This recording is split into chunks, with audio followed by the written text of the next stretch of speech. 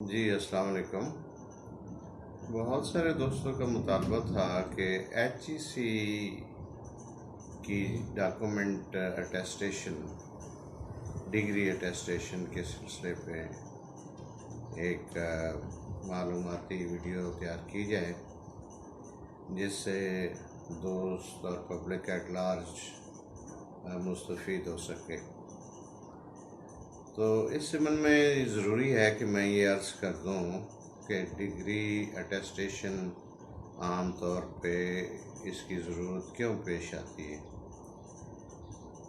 ये उन लोगों को ज़रूरत पेश आती है जो बाहर तालीम हासिल करने के लिए जाना चाह रहे हों, प्रोसीड करना चाह रहे हों abroad with regard to their education, या वहाँ पर एम्प्लॉयमेंट के लिए अप्लाई करना चाह रहे हों बैरून मुल्क, या मुकीम हों एम्प्लॉयमेंट की गर्ज से अब्रॉड, और वो डॉक्यूमेंटेशन जो अपने एजुकेशनल डिग्रीज़ हैं और डॉक्यूमेंट्स हैं वो वहाँ पर उन्हें सबमिट करने हों, तो उस सिलसिले में आपकी एचईसी की अटेस्टेशन रिक्वायर्ड होती है।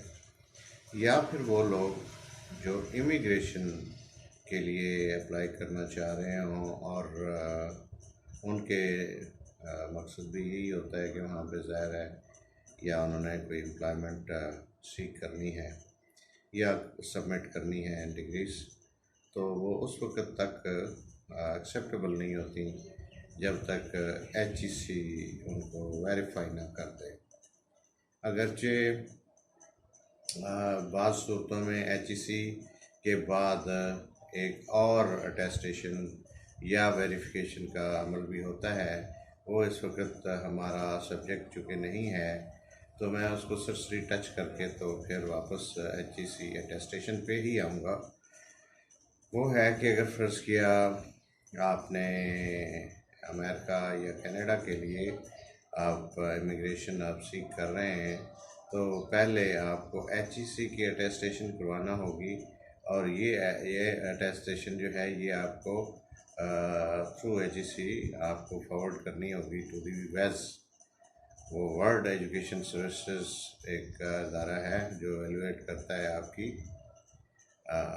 जो एजुकेशनल डिग्रीज़ हैं।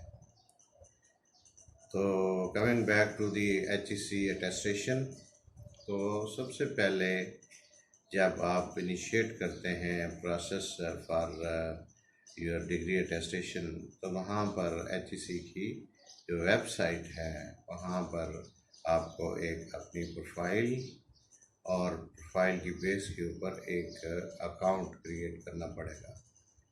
और अगर आपका अकाउंट क्रिएट हुआ है तो वहाँ पर डिग्री अटेस्टेशन के लिए आपको मिलेगा कॉलम जहाँ पर आप अपने डॉक्यूमेंट्स अपलोड करेंगे। तो आप अपने डॉक्यूमेंट्स अपलोड करके उनको सबमिट करेंगे तो वो आपकी जो इनिशियल एग्ज़ामिनेशन है वो होगी, और उसके बाद आपको एक एसएमएस जनरेट होगा। जो एसएमएस जब आपको जनरेट हो जाएगा तो उस पे आप फर्दर जो है आप प्रोसीजर अडॉप्ट करते हुए आप वो पेज जो आपका प्रोफाइल का है और उसके साथ आपका जो फ़ीस का जो स्लिप आप समझ लें या फीस चालान का समझ लें, वो जनरेट हो जाएगा। उसका आप प्रिंट लेके तो आप कोरियर सर्विस के ऑफिस जाएंगे।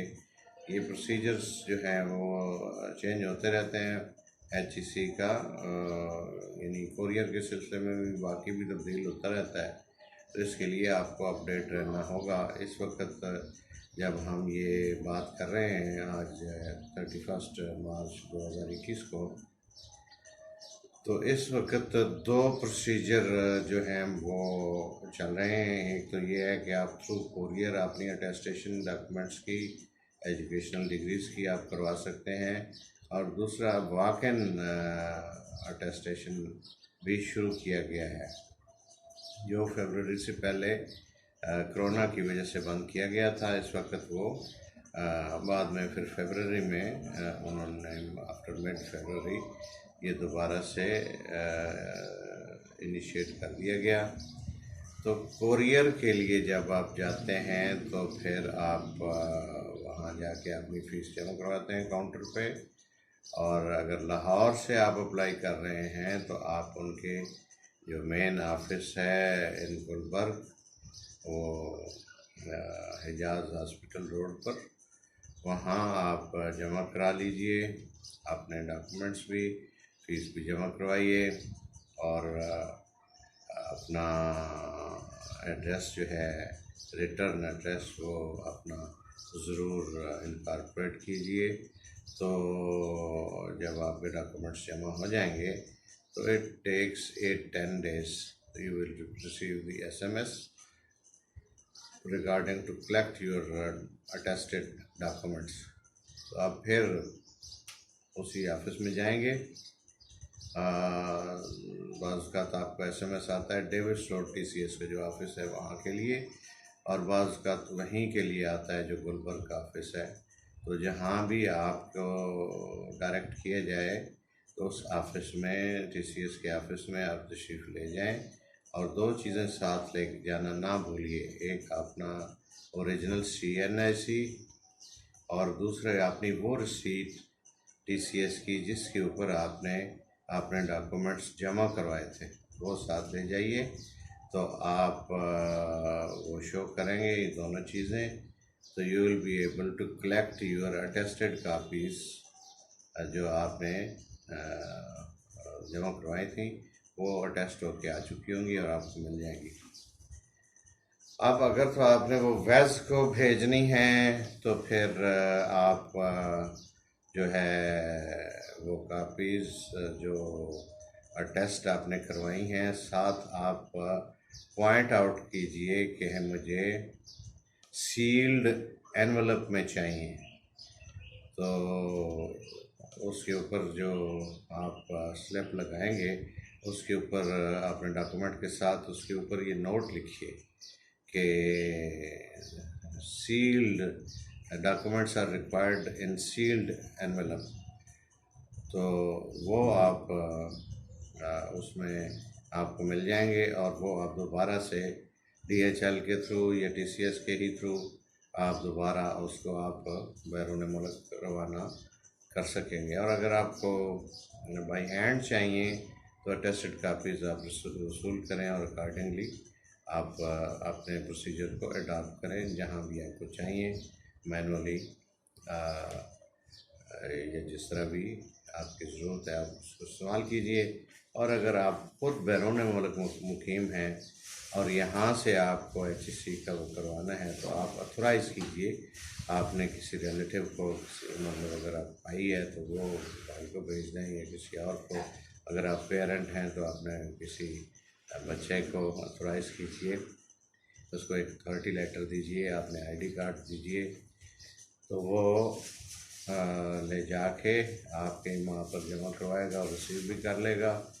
और इसी तरह वॉक-इन के लिए भी जब आप ऑप्शन सेलेक्ट कर रहे होंगे कि थ्रू कोरियर या थ्रू वॉक-इन, तो वॉक-इन सेलेक्ट करके तो आप शेड्यूल को टिक कीजिए कि जो आपको कन्वीनियंस टाइम है और अवेलेबल टाइम स्लॉट है HEC की, तो उसको सिलेक्ट करके उस टाइम पे आप फिर आप जाइए, अपने डॉक्यूमेंट्स ओरिजिनल और एक additional copy for the HEC record, दोनों सूरतों में, अगर आप कोरियर के थ्रू करवा रहे हैं तब भी, और अगर आप खुद फिज़िकली जाकर करवा रहे हैं तब भी, नुमाइंदे को किसी को भेज रहे हैं या किसी अपने रिलेटिव को भेज रहे हैं तब भी एडिशनल कापी जो है वो HEC रिकॉर्ड के लिए भेजिए। और अगर आपको चाहिए एडिशनल कापी, फ़ोटो कापी नहीं, ओरिजिनल भी अगर आपने अटेस्ट करवाने हैं और साथ आपने कापी भी अटेस्ट करवानी है तो उसकी अलग, कापी की अलग फ़ीस होगी, ओरिजिनल डॉक्यूमेंट्स की अटेस्टेशन की अलग फ़ीस होगी। वो जब आप वेबसाइट्स के ऊपर प्रोसीजर अडॉप्ट करेंगे तो जब एंड करेंगे तो उस वक्त वो आपकी सारी फ़ीस जो है वो कैलकुलेट करके आपके सामने कंप्यूटर पे अपीयर हो जाएगी। उसके मुताबिक आपसे वो फ़ीस टीसीएस ऑफिस वाले वो कर लेंगे, कलेक्ट कर लेंगे। और अगर आप फिज़िकली करवा रहे हैं तो फिर आप एचबीएल की जो ऑथोराइज्ड ब्रांच है वहाँ आप जमा करवा के तो चालान स्लिप साथ ले जाइए और वहाँ जाके एचईसी ऑफिस में अपने डॉक्यूमेंट्स के साथ वहाँ जमा करवा दीजिए। तो इस तरह आपको डॉक्यूमेंट अटेस्ट शुदा आपको मिल जाएंगे फिज़िकली। एक कापी एचईसी वाले अपने रिकॉर्ड के लिए रख लेंगे और फ़ोटो कापी जो आपको चाहिए अटेस्टेड वो भी मिल जाएगी, और जो आपको ओरिजिनल आपने टेस्ट करवाने हैं वो भी आपको अकॉर्डिंगली मिल जाएंगे। फिज़िकली भी अगर आपने सील्ड एनवलप आपकी रिक्वायरमेंट है तो वो आपको अपनी रिक्वायरमेंट बताना पड़ेगी, तो वो आपको एनवेलप वो सील करके तो आपको दे देंगे और आप इसको इस्तेमाल कर सकेंगे। I hope the information will be sufficient and it helps. और अगर इसके अलावा आप समझते हैं कि कोई चीज़ जो है वो रह गई है, तो you can contact the number available in the description below. Thank you very much.